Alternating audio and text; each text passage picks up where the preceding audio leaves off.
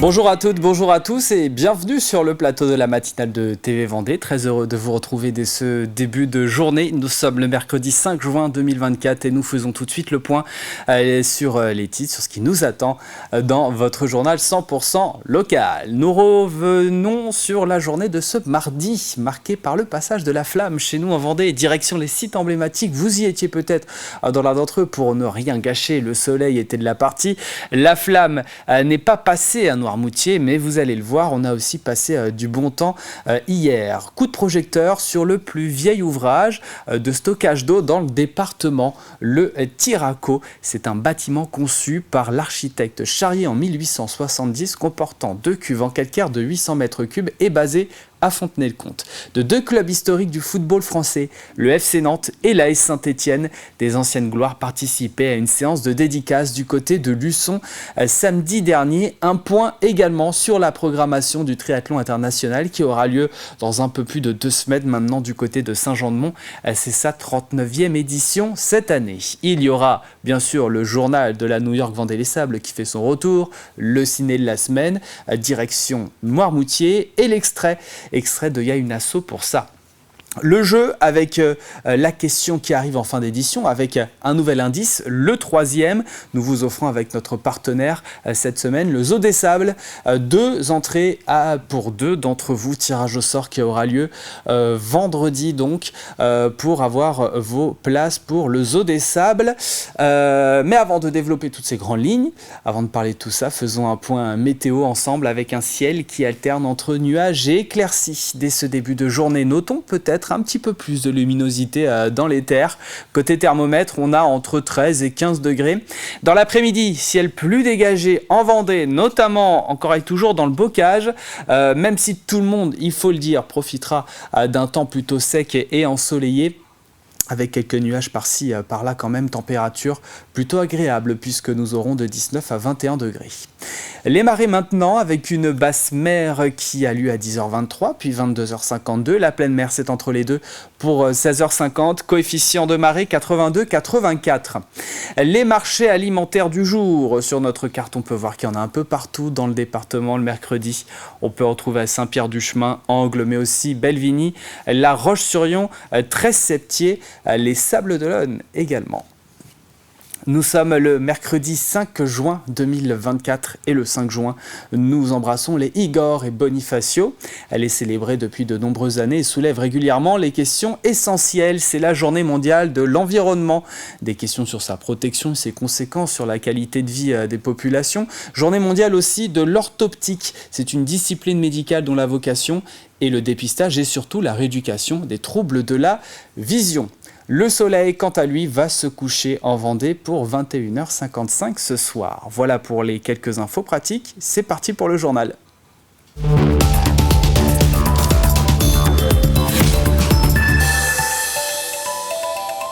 Retour d'une journée, on va dire, un petit peu plus classique aujourd'hui. Après l'euphorie de ce mardi 4 juin, il était un peu plus de 8h hier quand tout a commencé au passage du Gois.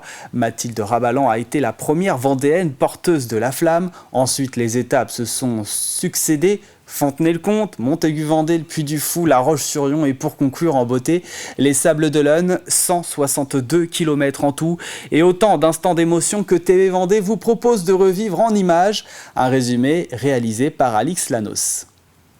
8h ce mardi matin, les premiers mètres de la flamme en Vendée se font sur le mythique passage du Gois. Pas de public pour cette étape, c'est dans le calme et sous le ciel bleu que le relais commence. Un peu plus tard à Fontenay-le-Comte, l'ambiance est radicalement différente. Les rues sont noires de monde, tous les Fontenaisiens sont au rendez-vous. Ça fait partie des choses que jamais j'aurais pensé voir. C'est grandiose, franchement. C'était trop bien. Et on était tout devant, du coup on a bien pu la voir et c'était génial. Vous pouvez pas vous imaginer, j'en pleure là, tellement d'émotion. C'est magnifique de voir ça. Toute cette jeunesse là qui va bien sûr, après j'espère, transmettre aussi des valeurs, les valeurs d'effort, les valeurs du sport. Il n'y a que le sport aujourd'hui pour faire rêver le monde tel qu'il est. Pour les autorités, c'est l'aboutissement d'un travail qui dure depuis plus d'1 an et l'émotion est palpable. C'est un grand moment, ça faisait longtemps que je l'avais dit à Tony Estanguet, je voulais cette flamme en Vendée, elle est là. ça me touche. C'est assez exceptionnel, on vit quelque chose de dingue et je pense que toutes les villes, tous les départements qui ont eu la chance d'accueillir ce grand mouvement planétaire qu'est la flamme olympique. Après, sans rentrer dans les polémiques, je pense que c'est juste la fête du sport, la fête des enfants, de la jeunesse. Et ça, c'est ça qui est essentiel et c'est ce qu'on veut retenir ici à Fontenay-le-Comte, ça me semble essentiel. 11h29, la musique résonne désormais devant le collège Jules Ferry à Montaigu-Vendée. Louise et sa sœur jumelle Alice, atteinte du syndrome de Rett, vont faire ensemble, à l'aide d'un harnais, leur premier pas de relayeuse sous le regard de leur papa. C'est un symbole pour nous d'espoir, de non-renoncement et surtout une victoire par rapport à la maladie. Ça y est, les deux sœurs démarrent le relais, toujours accompagnées de la fanfare. C'est des championnes toutes les deux. C'est vraiment... là, c'est... Une fierté ? C'est ensuite au tour du Puy du Fou de voir entrer la flamme en son sein. Pendant 45 minutes, les relayeurs ont sillonné les allées du parc, salués par les acteurs en costume, avant de se retrouver dans l'enceinte du stadium gallo-romain devant 4000 élèves des écoles du secteur. Un moment que François n'est pas prêt d'oublier. J'ai appris à la dernière minute que je montais sur un char, c'était que des surprises. Et c'était exceptionnel avec les cris dans le stadium. J'avais qu'une envie, c'était lever la flamme toujours plus haut, même si au bout d'un moment elle commençait à peser un peu. 14h45, la flamme est à La Roche-sur-Yon, où Cyril Gann, le champion de MMA, se prête au jeu des selfies. Les relayeurs traversent la ville en passant par le Haras, une partie du Pentagone jusqu'à la place Napoléon. Un peu plus loin, place de la Vendée, le public profite des activités et peut même suivre l'événement sur écran géant. Une aubaine, car ce n'est pas toujours évident de se trouver une bonne place. J'étais un peu derrière tout le monde, j'ai essayé de me rapprocher un petit peu, mais j'ai pu voir la flamme comme je pouvais, donc c'était sympa. Très bien organisé. Sur la Vendée, c'est très bien, très bien, bonne idée. Très bien organisé, vraiment rien à dire, rien à redire surtout. Beaucoup de choses à dire, mais rien à redire. Le relais de la flamme s'est poursuivi à la Pointe d'Arcet à 17h15, sans public, pour respecter la faune et la flore du site, avant de terminer sa folle journée au Sable d'Olonne, où Armel Lecléache, le dernier relayeur, a embrasé le chaudron olympique, place du Vendée-Globe. Et ça y est, le chaudron olympique est allumé ici, place du Vendée-Globe. Un 4 juin historique pour le département. Et pour tout revoir, revivre cette journée, rendez-vous sur notre site internet tvvendée.fr. En marge de cet événement, l'après-midi était animé au parking de laitier du Moulin à Noirmoutier-en-Île. Les collégiens des établissements des Sorbets puis Molière et les élèves de Saint-Philbert et Pierre-Loti ont eu l'occasion de profiter d'un grand plateau sportif. Et ce, tout spécialement organisé par la communauté de communes pour fêter l'année olympique. Au programme Chokeball, cible géante, trampoline, football, basket et plus encore. Alors c'est un clin d'œil, bien évidemment, un petit peu, je dirais, pour laver l'affront, que cette flamme n'ait pas traversé le bois, mais soit partie côté Beauvoir, qu'elle ait tourné le dos à Lille. Bon, ça, c'est sans faire de polémique, c'est plutôt, je dis ça, un petit joke. Je sais que c'est très dur à organiser. Et simplement, c'est quand même de marquer le coup, parce que les gamins ne vont pas voir cette flamme, mais donc d'avoir quelque chose autour des valeurs de l'olympisme. Voilà, donc et je pense que dans le monde actuel, on a besoin de resserrer ces valeurs d'amitié, de respect, et puis de convivialité comme aujourd'hui. Je remercie aussi tous les clubs de Noirmoutier qui sont vraiment tous là, les clubs sportifs. Le triathlon qui fait pratique vélo, on a les archers de Barbâtre, le badminton, le basket, on a à peu près tout le monde autour de ce plateau. L'événement était ensuite ouvert au grand public une partie du début de soirée. Allez, je vous amène à Fontenay-le-Comte maintenant, coup de projecteur sur une bâtisse un peu particulière. Tiraco, c'est un bâtiment conçu par l'architecte Charrier en 1870, comportant 2 cuves en calcaire de 800 mètres cubes. Vendéo, le service public de l'eau dans le département, est propriétaire du réservoir situé dans les bas de la ville et qui alimente une partie de la population fontenaisienne. C'est tout simplement le plus vieil ouvrage de stockage d'eau dans le territoire, un sujet qui nous est proposé par Grégoire de Châtillon. C'est le plus vieil ouvrage de stockage d'eau du département, un ouvrage de type fortin militaire construit entre 1868 et 1870, le réservoir de Tiraco, situé au numéro 54 de la rue André Tiraco à Fontenay-le-Comte, est l'œuvre de l'architecte vendéen Arsène Charrier. En 2016, il devient la propriété de Vendéo. Il est restauré en 2018.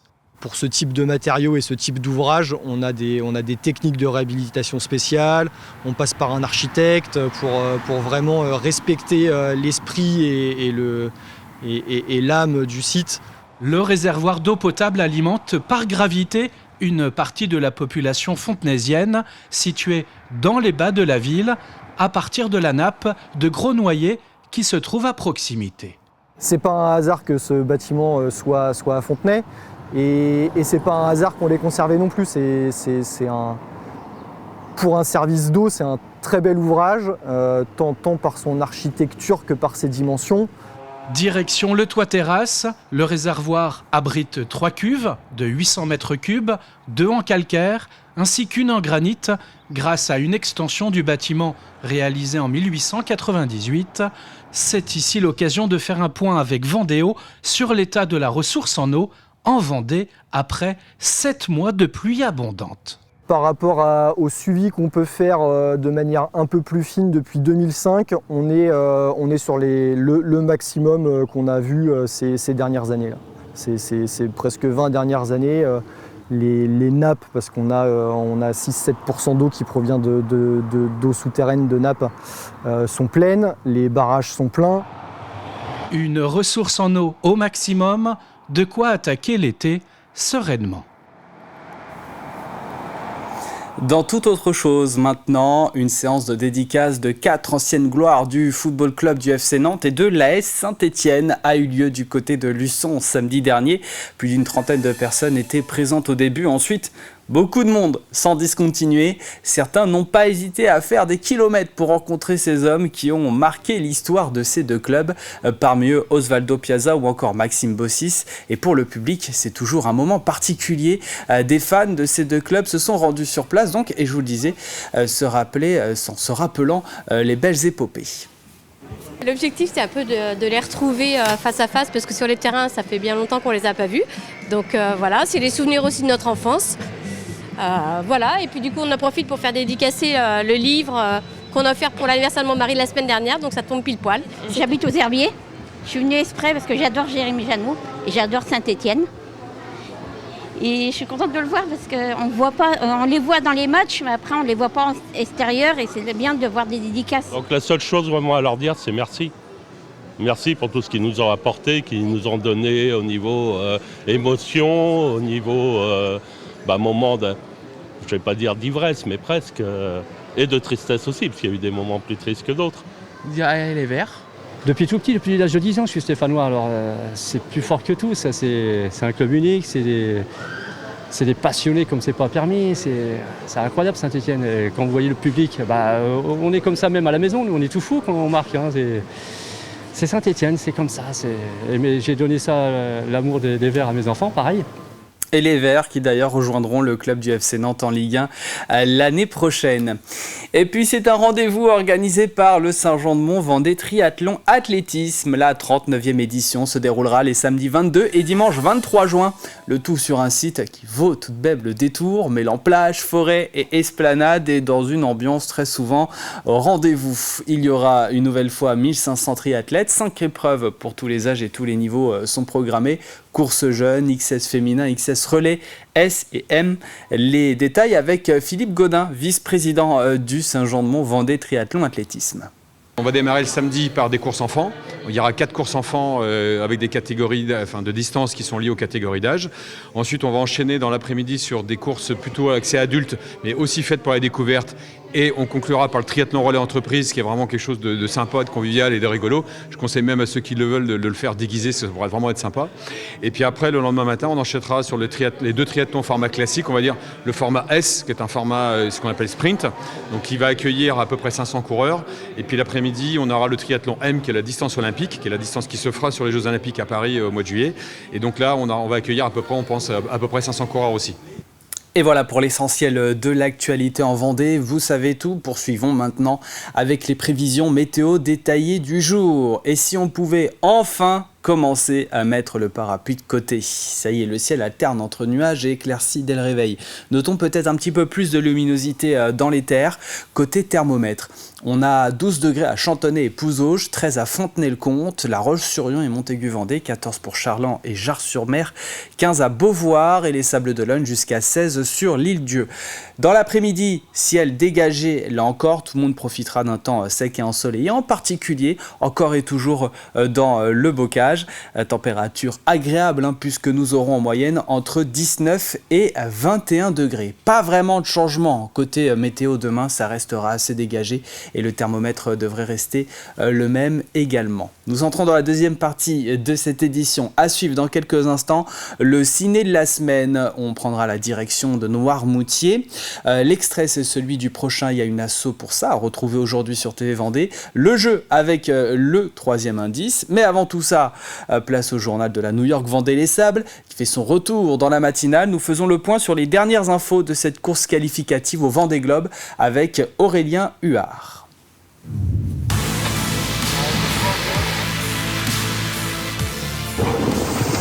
6e jour de course et comme prévu, les écarts ont continué de se creuser et ils sont désormais très importants.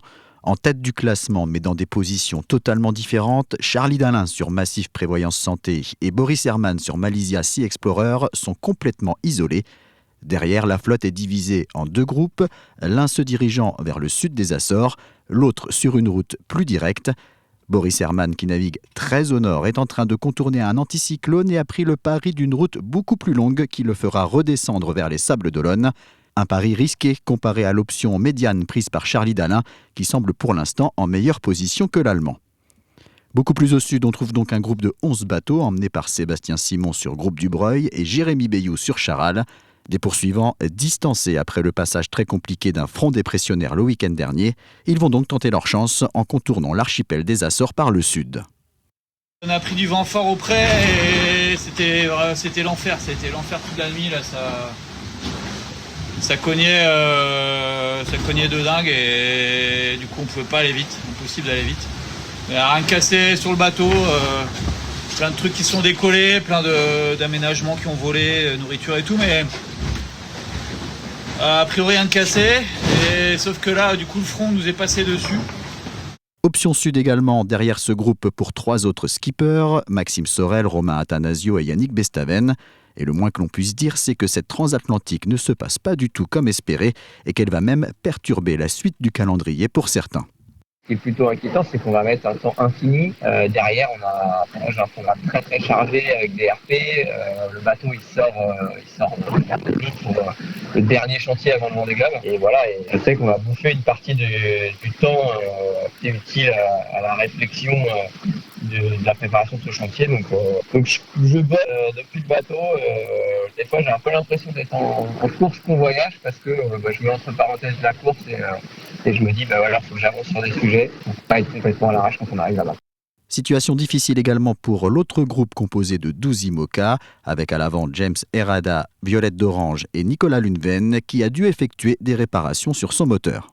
Après 6 jours de course, le classement est difficilement lisible au-delà des 2 premières places occupées par Charlie Dalin et Boris Herman.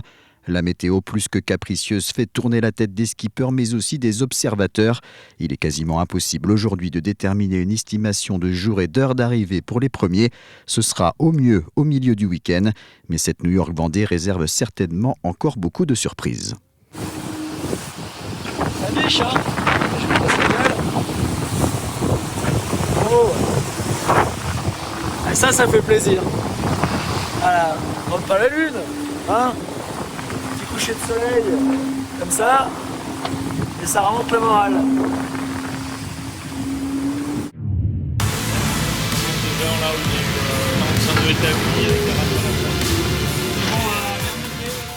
Et voilà donc pour le journal de la New York Vendée-Les Sables à retrouver dans la matinale, mais aussi sur notre site internet tvvendée.fr. Allez, il est temps de passer au ciné de la semaine maintenant.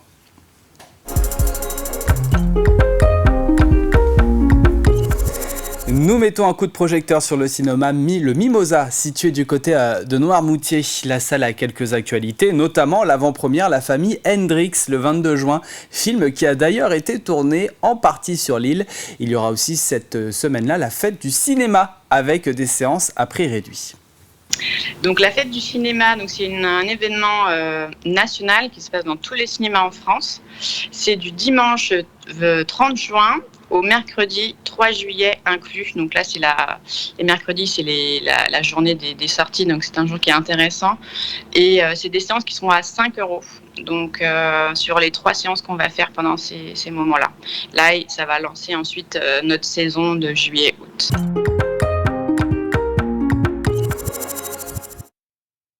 Alors, on va recevoir l'équipe du film, donc la réalisatrice Laurence Arnay et aussi le comédien Danny Boone qui va venir présenter leur film. Et il y aura un échange après la séance avec Danny Boone et Laurence Arnay.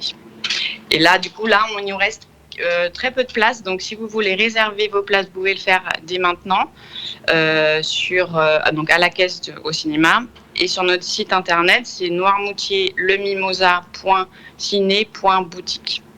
Donc voilà, ça part assez vite, donc il faut se dépêcher. Ludo, on a besoin d'air là. Ça fait 2 ans qu'on trime comme des malades dans cette baraque. Henri veut aller vivre chez son père. Ah, mon fiston! Il est malheureux avec moi, et c'est mon job de le rendre heureux. Donc, on part en road trip. Maintenant. Maintenant? Ouais. Faut qu'on la soude, cette famille. On part tous les 4 en vacances, à l'aventure.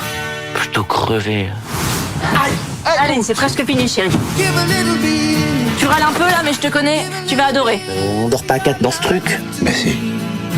Maman! Il y a 876 € sur le compte, donc c'est largement suffisant pour une semaine. Oh, putain. On a monté un groupe de musique. Ouais! D'ailleurs, faudrait qu'on trouve un nom. Faudra un truc qui claque. Family Recomposed. C'est atroce.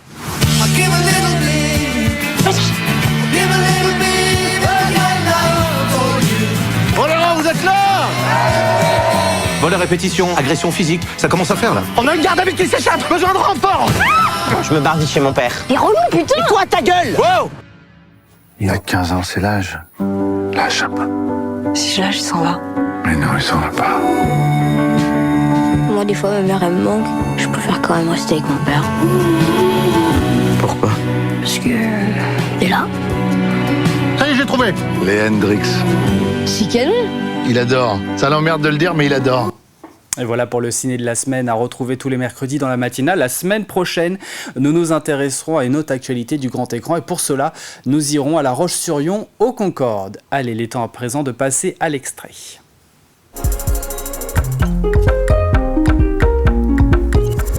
L'invité dans Y'a une asso pour ça aujourd'hui est Jacques Becker, président d'Adéquate Vendée. L'objectif de cette association est de rassembler autour d'une image, d'un message et d'actions partagées des acteurs privés et territoriaux dans le domaine du tourisme.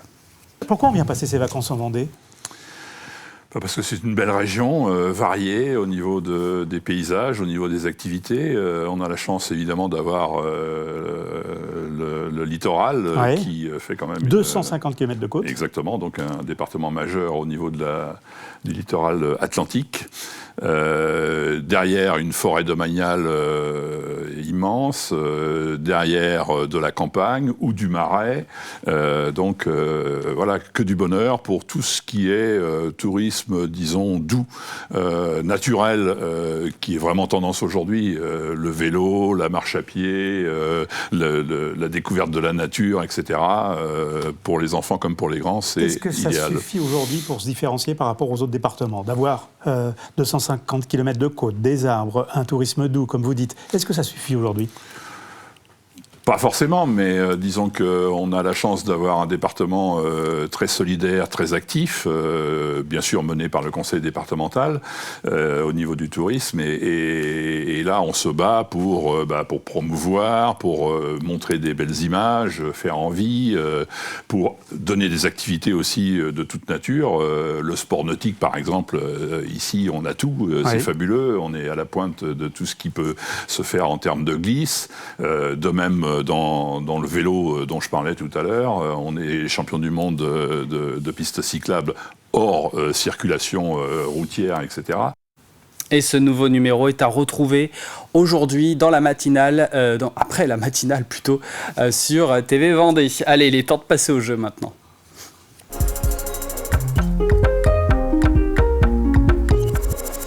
Envie de vivre une expérience 100% nature en famille ou bien entre amis? Eh bien cette semaine, nous vous offrons encore une fois avec le Zoo des Sables vos entrées pour le parc. 2 d'entre vous en gagneront donc 2 vendredi en milieu de journée. Ce sera le moment du tirage au sort. Mais pour l'avoir ce lot, il faut répondre à cette question. C'est la condition. Quel club de football vendéen vient de fêter ses 70 ans? Voici donc le 3e indice. Écoutez bien, une fête était organisée pour l'occasion le samedi 25 mai. Une fête était organisée pour l'occasion le samedi 25 mai. Pour jouer, vous allez sur notre site internet tvvendée.fr. Bonne chance! C'est la fin de cette matinale. Merci de l'avoir suivi. Prochain point sur l'information 100% locale, ce sera avec Diane Delangle à 12h30. Passez une excellente journée sur TV Vendée.